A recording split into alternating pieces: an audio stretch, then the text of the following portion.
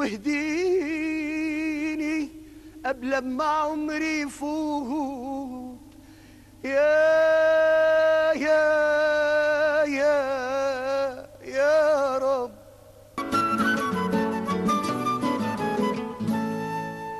Welcome back. You're still watching Nile Cruise, and we're still joined with Professor Mahmoud Dinawy. He's the Professor of Islamic Studies at Al-Azhar University. I'd like to thank you once again for joining us. Thank you very much.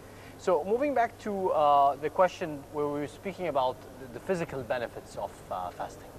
Yeah, as we mentioned before, that there is a saying or proverb or wisdom says that in Arabic it says "Sumu tasihhu," practice fasting and surely you are going to have a good health or you will feel healthy.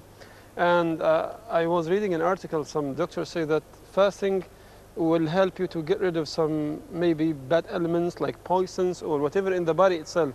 So again, it's a cleaning for the whole blood circle, cleaning for the stomach itself is a kind of maintenance because the stomach all the year, day and night working. So it's the time to give it a break in a way, right? So to have a good health and But that was not necessarily happening in Ramadan because people, they overeat actually during the after Maghrib. This is a bad habit, by the way. I think we need to talk a lot about this because Ramadan should be a month of economics. Right? It's a month to give your stomach a little bit break. You should not eat a lot, especially after some people they break their fasting and as they are going to fight. Non-stop till suhoor. Till suhoor, yeah, right, yeah. Sweets and different types of juice and till before, just a few seconds before the suhoor, he's still eating. So they got a big belly, right? Yes. So this is wrong in a way. So you don't gain the benefits, it's the opposite. So That's you start gaining weight instead of, the proverb like you mentioned. Yeah. Sumu tasihhu. Yes. Another getting your health even better and better. Another issue also that we need to remind our viewers is most people or a big number of people, they spend all the day sleeping, right? So he sleeps from the early morning just an hour, 2 hours before the Maghrib. So he did not achieve the spirituality in Ramadan because he was just sleeping in a way. And this says the more struggle or you get is the more reward. If you feel a little bit fatigue and suffering because of fasting, here the reward is getting to be increased. But someone spent all Ramadan is sleeping, so. And the essence also is about understanding and feeling the needy and the poor. So if you are not, if you're having the day, enjoying it, sleeping in the air condition, I don't think this is the point. You're away from the point. Yeah, Barakallah Fik, this is a very good point. It was reported that Prophet Yusuf, peace be upon him, he used to fast most of the times. And people said to him, you are the Lord, you are the king, like the president, so why should you keep fasting? He says, I don't want to forget the poor, I don't want to forget the needy. So when you practice fasting, you surely are going to think about those who find no food, maybe all the year. So this is a good chance to try to help them. Doctor, another important ritual marred with Ramadan is the banquets, the food banquets. Yeah. What are the rewards also of organizing such banquets? Yeah, there is a hadith says that if you give food for someone, you are going to double reward in a way, right? And there is the hadith which says that give food to the people and you are going to go to paradise in peace.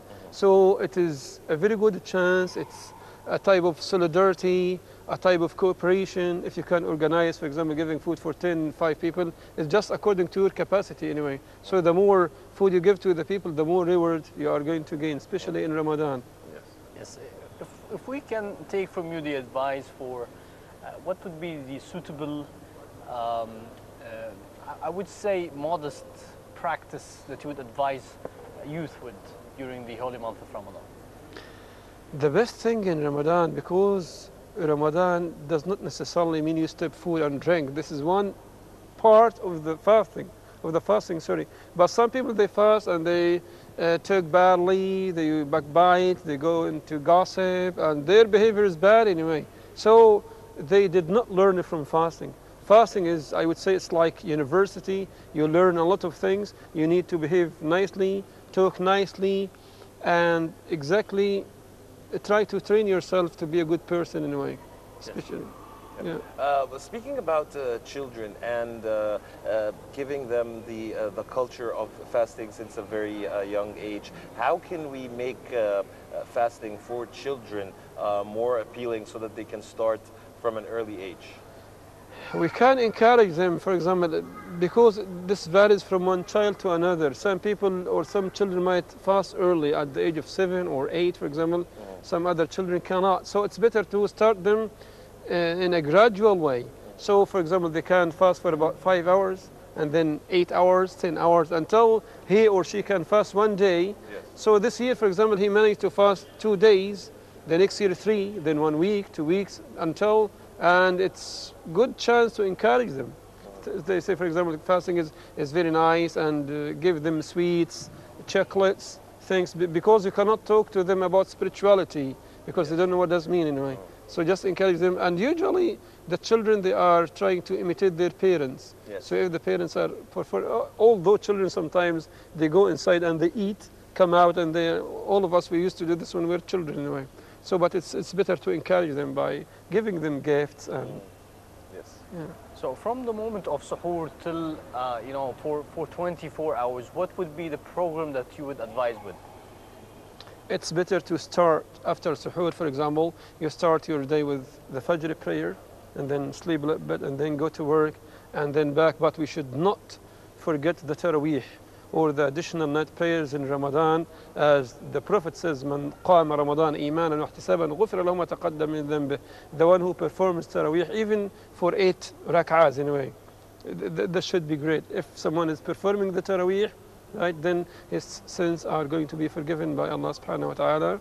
Giving food to the poor, maybe it's once a week or twice a week. It depends on your financial income anyway. Another thing is the most important part, to read the Quran, even for 1 page. But the Muslim should usually at least read the Quran, all of it once in Ramadan. So you can have like schedule when you come back from work or whatever. But again, one part per day, yeah. Another people, they use Ramadan as the month of laziness. They do not work, especially if he is working in the government. He does not finish people's papers, documents, and these things, and say, "Oh, I am fasting, you know, I'm very tired." No, Ramadan, and we remember very well the 10th of Ramadan. We have the October War, and all soldiers, they were fasting and they were fighting, and alhamdulillah, they won the battle. And so Ramadan is not the month of being lazy in a way. Yes. Yeah.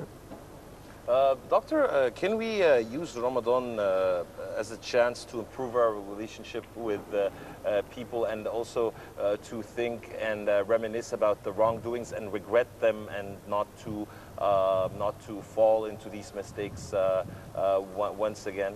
Yeah, sure. Because usually you are not alone, so it's a good chance to improve your relationship with your neighbors, especially, for example, people in the West who have some non-Muslim neighbors.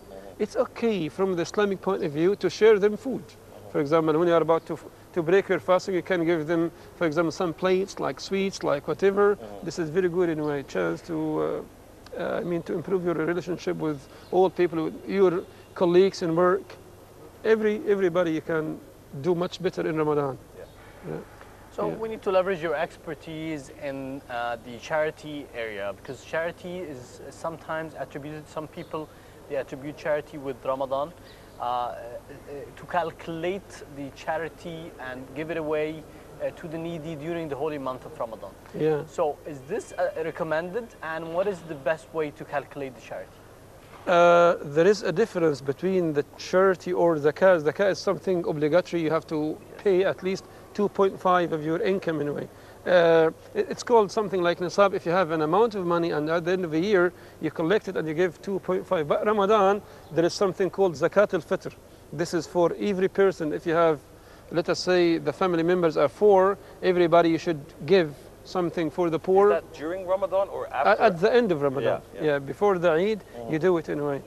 Because as we said, Ramadan should be a month of solidarity, feeling about the poor, and do all these things. And the most important thing is to try to give a lot. If they said to you, for example, pay $5 or £5, try to make it more. Because if you give more money, this will be a good chance for the poor to buy their needs, food, clothes, and so it is zakat al-fitr, yes, which is this is obligatory, and the second zakat is obligatory. But if you have the nisab, they say it is 85 grams of gold. So if you have an equivalent amount of money like this, and 1 year is passed, you have to pay the zakat. But zakat al-fitr, if you have or you don't have, you have to pay it. Even the poor himself, he has to pay it. It's not something big anyway. So. And for the zakah or the charity, it has to be on all assets you have. Yeah. So it has to be on gold, it has to be on stocks. Cattle, yeah, everything, money. Everything. And zakat al-fitr was legalized because a person might do something wrong in Ramadan. He might have backbited someone. He might have insulted someone. So the zakah is to purify your fasting. So the fasting goes to Allah subhanahu wa ta'ala completely pure. To accept your fasting. Yeah, barakallah fiqh, that's it, yeah. Interesting. So let me ask you a question related with the place that we're in today. Yeah. So we are in Madrasat Sultan Hassan, yes. the school or mosque of Sultan Hassan. And the reason it was called a school because the four Islamic madhahib or schools was applied here or were taught here. Yeah. So right behind you we find Madrasa Shafi'iyya, behind us Madrasa Hanafiyya, and every corner has a school. So if you can give us a brief about the beauty of this mosque and the beauty of having those four schools together in the same mosque. Yeah. Of course, the Mosque of Sultan Hassan is a very historical one, and it's very known in the Islamic history for its design, for the architecture by which it was built. And the second issue about the four schools of law, these four schools of law are for mercy for people. It's not a matter of disagreement in a way, but it's a matter of making things easy. But the point, sir, is that these schools of thought are at the same place. Yes. They were different schools of thought, but being found in the same, the concept behind this. Yes, this shows you that to accept the other, to accept the one, even he has a different opinion. So all these four schools, they were here. Although, for example, your opinion and mine and Sharif's opinion might be different, but we are at the same place. We can discuss things, and at the end, the significance of such differences is for the welfare of the ummah, right? Like, for example, I'll give you an example. For example, in the Maliki, if someone says to his wife 3 times at the same time, you are divorced, so it's 100% divorce. She can never return to him. But for the Hanafis, they say no, it's counted as only one, right? Because it was in the same... Yeah, at the same time. But the Malikis say no, it's 3 times, right? So the difference here shows how these schools of law or thought show mercy in Islam and how Islam is a merciful religion. It spreads the ideology of tolerance. Yes, barakallah fi. So as a Muslim, you can leverage different types of school of thoughts, or you have to go behind one. Yeah, so you need to go behind one. Hanafi, so yes. Then everything applies there. You cannot take what is easier for you from other schools. This is a very good point. Barakallah fi. Yeah, you need to follow a specific mazhab anyway, right? But once, if there is a difficult issue and you can't find a solution for it, you can go to another madhab to see the most tolerant opinion. But you cannot go jump here and there and right and choose the easiest. This is wrong. Right? But this is usually what's happening today. But not people are leveraging the modest, the easier solutions from every and each school. That's right. That's right. And you're saying this is wrong. This is wrong. This is the wrong path. Some scholars say because the person here is looking for the easiest things. Yes. He does not want to, have a kind of like fasting a little bit difficulty, or just to have a kind of forbearance in a way. Yeah. Yes. All right, Professor Mamdouh al-Dinawy, we would like to thank you very much for joining us. Mahmoud al-Dinawy, and I'd like to thank you very much for your insights. It has been very beneficial to have you with us. Thank you, and happy Ramadan. Happy Ramadan to you and to all our viewers, and to the Nile TV in general, to the Egyptian TV generally. Thank you very much. Dear viewers, a short break, and we'll be back to resume the remaining segments of Nile Cruise here on Nile TV International. Stay tuned, we'll be right back.